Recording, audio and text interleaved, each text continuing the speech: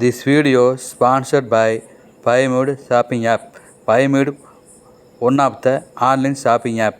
இந்த application play store இருக்குது பார்த்துக்குங்க. உங்களுக்கு என்ன வேலை செய்யணும்? பாத்திரம் கழுவணும். குடும்மா. வேங்கட சுப்பம்மா. அம்மா என்ன சொன்னாங்க தெரியுமா? பாத்திரம் விளக்க சொன்னாங்க.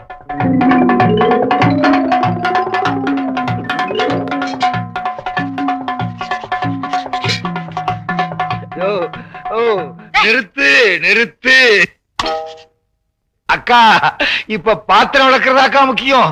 என் முதலரவு என்ன ஆச்சு? முதல்ல விளக்கட்டும், அப்புறம் சொல்றேன். சரி. அடி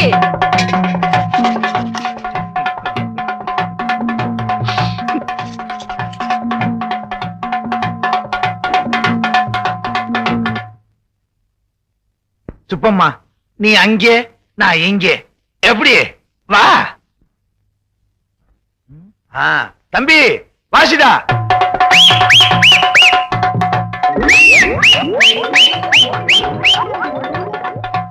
என்ன இங்க வந்து படுத்துட்ட? சுப்பம்மா, அப்படியே படுத்திருந்தா அதெல்லாம் எப்படி? தம்பி வாசிடா.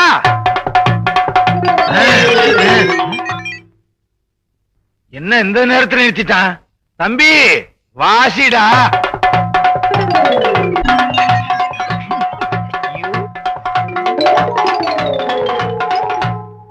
வேங்கட சுப்பம்மா, பாத்திரம் விளக்கியாச்சா? பாத்தீங்களா சாமி, நம்ம பொண்ணு டோலக்கு அடிச்சா பம்பரமா ஆடும். இவ வேலை செய்யறதுக்கு ஒன்னனுக்கு நான் டோலக்கு வாசிக்கணும்னா அது இந்த வீட்டுல நடக்காது. அடியே மரியாதையா போயிடு. உன்னை எவன் இந்த வீட்டுக்கு கூட்டிட்டு வந்தானோ அவனை இழுத்துட்டு ஓட வேண்டியதான். யோ, டோலக்கு அடிக்காம வேலை செய்யறதுக்கு வேற வழியே இல்லையா? வேற வழியே கிடையாது. இது எங்க சட்டம். சட்டத்தை மாத்துங்கய்யா. நாங்க மாற்றவே மாட்டோம். என்னய்யா, நாட்டுல எத்தனையோ தடவை சட்டத்தை மாத்துறாங்க, நீங்க மாத்த கூடாதா? அக்கா, அப்படியே இங்க போனாலும் படுக்கிறதுக்கு தலையணி இல்லக்கா. தங்காணி இல்லாம படுக்கிறதுக்கு நான் சொல்லிட்டாரேன். அப்படியே படுத்தாலும் நாத்தம் பொறுக்க முடியலக்கா. அது முன்னாடியே தெரிஞ்சிருக்கணும். நாத்தமா? சும்மாரா, உன்னால ₹1,00,000 போச்சு. நீ இங்க இருந்த உன் தம்பிக்கு வர ₹1,00,000 போயிடும். முதல்ல போவலியே. அக்கா, தம்பிக்கும் ஒரு களக்குத்தாடிய கட்டி வச்சு நம்ம குடும்பத்தையே கம்பி மேல ஏத்துவேன். அப்போ நாங்க போயிட்டு வர்றோம்.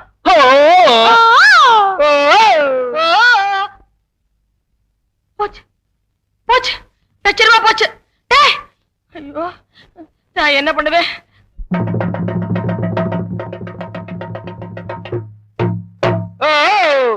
மேலே ஆகாசம், கீழே பூமி, கர்ணம் தப்புனா மரணம். சாமி, இதெல்லாம் எதுக்காக? ஒரு சான் வயிற்றுக்காக. எல்லாரும் பார்த்துட்டு 5 பைசா 10 பைசா மட்டும் போடுங்க. என்ன மாதிரி 50 ரூபா போட்டு மாட்டிக்காதீங்க. அப்புறம் கடைசியா டோல்கி வாசிப்பீங்க.